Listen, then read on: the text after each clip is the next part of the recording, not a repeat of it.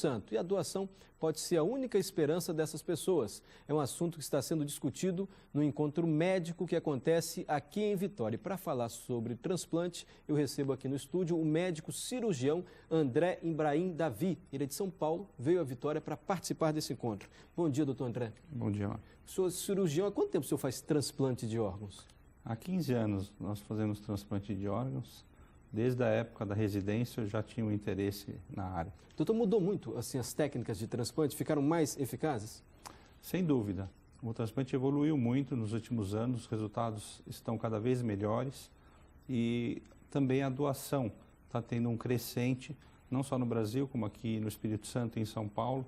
No último ano nós conseguimos uma melhora na doação de órgãos. O senhor pode explicar para a gente como é que o senhor faz um transplante? Como é que tira um órgão e transplanta para outra pessoa? Como é que é esse processo? Quanto tempo o órgão pode levar de uma pessoa até outra? É um processo bastante complexo.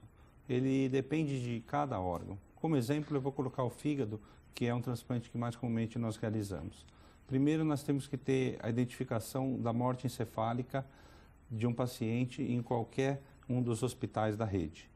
A notificação da morte encefálica é obrigatória. A morte encefálica, só para a gente explicar, doutor, o cérebro para de funcionar, mas o coração continua batendo? Exatamente. E ele para de funcionar com uma característica muito importante que nós conseguimos fazer o diagnóstico através de exames, que é a parada da circulação do sangue no cérebro. Isso mostra que esse cérebro realmente não tem circulação de sangue, ele não tem mais condições de sobreviver. Ainda que o corpo esteja... Ainda que o coração esteja batendo. Uhum. Então isso é muito importante. E se não for só com morte encefálica, se a pessoa já tiver sem o batimento cardíaco, aí não dá mais para fazer o transplante? Dá para fazer transplante de alguns órgãos. Hoje, nos Estados Unidos e na Europa, estão sendo desenvolvidas novas tecnologias para que você possa utilizar o doador com coração parado, que a gente chama. Uhum. Mas, por exemplo, a córnea e mesmo os rins podem ser retirados após o coração parado, mas os rins têm que ser num prazo máximo de 30 minutos. Então, o ideal é que a pessoa tenha morte encefálica. É o doador ideal. Como é que é? Para retirar o órgão, para transplantar, quanto tempo? Como é que é a condição de armazenamento desse órgão? Hoje em dia tem técnicas e tem soluções especiais. Então, nós nos deslocamos para o hospital onde está o doador, fazemos uma cirurgia de retirada do órgão a ser transplantado e nós trocamos o sangue que circula por uma solução de preservação a 4 graus.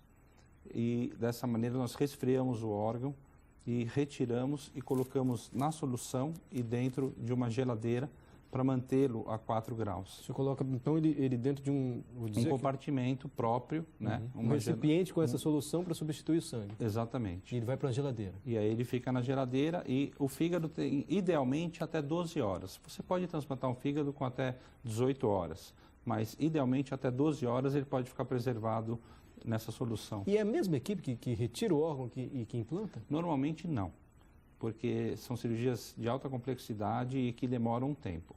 Normalmente uma cirurgia de captação de órgãos demora em torno de 3 a 4 horas.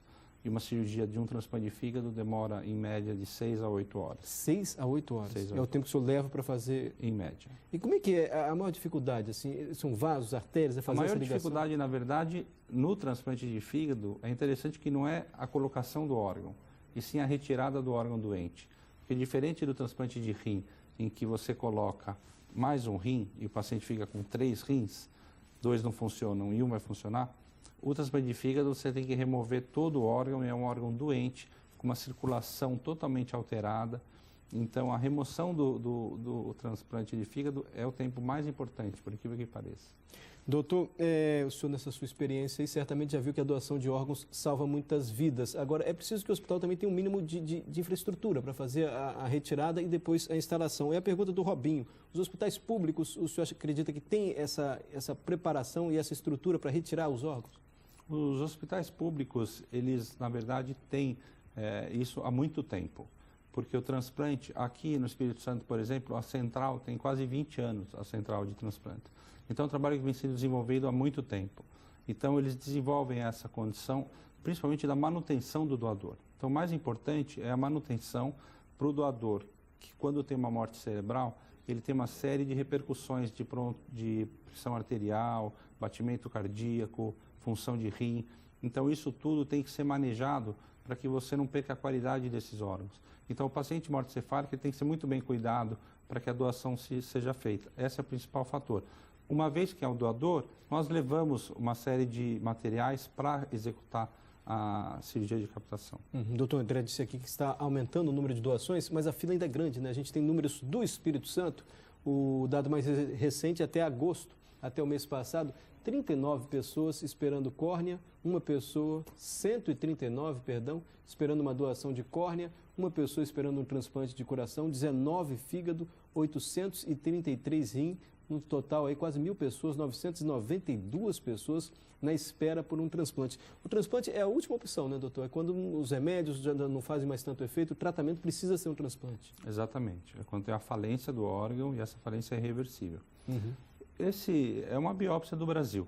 Não Isso só aqui do Brasil, é o resumo do que acontece no Brasil. como do mundo todo também. Porque a população vai aumentando, mas muitas vezes o aumento do número de doadores é muito mais lento e mais devagar. Esse é um problema mundial. Por isso que as campanhas de doação são extremamente importantes. Agora, nós estamos participando na semana de doação de órgãos, então está tendo uma mobilização de toda a classe médica no sentido de orientação. Os brasileiros são muito bondosos. Mais da metade da população brasileira, as famílias aceitam a doação. E isso é que mantém um bom número de transplantes. Sim. No Brasil, nós fazemos mais de 1.500 transplantes de fígado por ano. De fígado? De fígado. Agora a gente vê que rim, 833, é muita gente, né? O rim. É muita gente, mas o rim você tem a opção da hemodiálise. Então sim. o paciente consegue se manter. O fígado é mais crítico, porque como é um órgão vital, se nós não realizamos o transplante, o paciente realmente não suporta. É mais urgente. Vamos ver o que muda na vida da pessoa depois de um transplante? Quem vai contar para a gente é o seu Eupídio de Oliveira, que é aposentado. Seu Eupídio, antes do transplante, o senhor conseguia subir uma escada, por exemplo? Subia não, a escada era muito difícil subir. Eu subia, mas quando eu chegava em cima eu tinha que sentar, que eu não aguentava. Sentia dor, cansaço. Toda essa felicidade veio depois de um transplante de coração. Mas até conseguir um doador, seu Eupídio passou 1 ano na fila de espera. O pensamento só pensava coisa que não prestava, coisa ruim mesmo, que só pensava em morrer, que para mim não tinha quase solução de nada, mas graças a Deus apareceu esse que me doou, que graças a Deus eu estou aqui hoje, agradeço muito a quem fez isso por mim.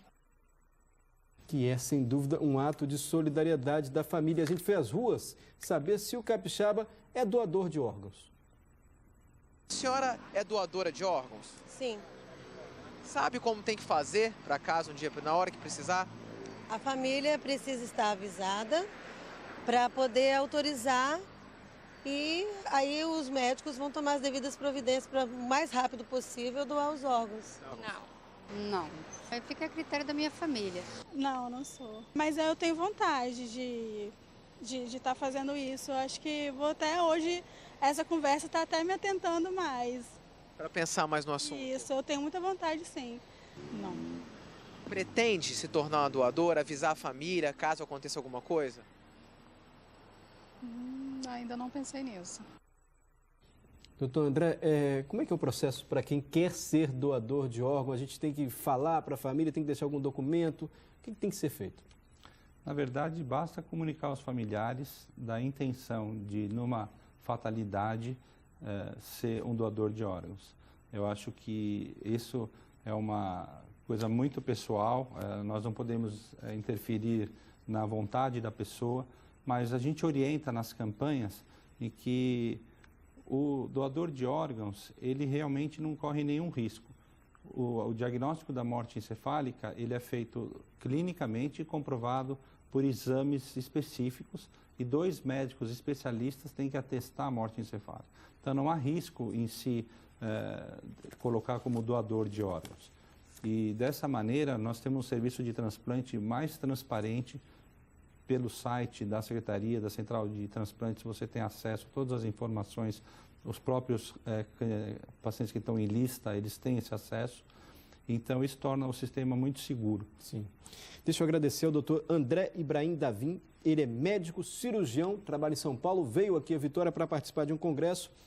Há 15 anos já faz transplante, principalmente de fígado. Explica aqui para a gente mais uma vez como é que esse ato aí de solidariedade pode salvar as vidas. Obrigado, doutor.